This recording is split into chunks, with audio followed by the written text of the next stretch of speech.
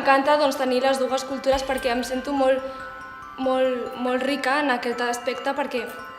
no sé, conec dos mons, dues maneres de ser, de viure, dues religions molt diferents i que poden conviure sense cap problema, no sé. I la cultura també és molt diferent i estar aquí i sentir-te un mes d'aquí i fer les coses d'aquí i després te'n vas allà al Marroc i fer les coses que fan ells i sense cap problema, no sé. Tenir dos idiomes, bueno, en aquest cas 3 idiomes parlats bé, o sigui, que et trobes el Joan pel carrer i li dius «Hola Joan, què tal? Com ha anat el dia?» i et trobes el Mohamed i bueno, li parles en àrab i saps que és una cultura molt rica. A casa fas més o menys una cultura del nostre país d'origen i al carrer doncs, fas vida d'aquí, de Catalunya, saps? O sigui, no... A la meva classe no hi ha cap persona de fora, tots són catalans, o d'Espanya. I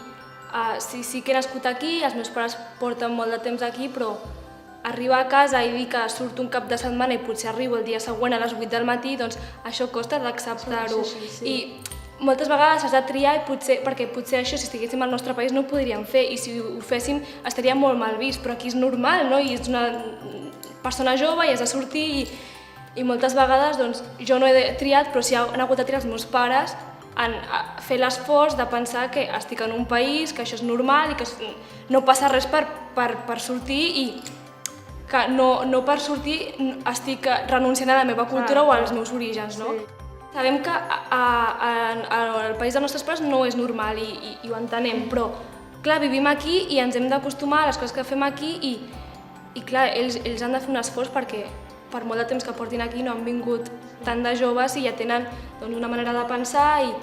els costa molt, però clar,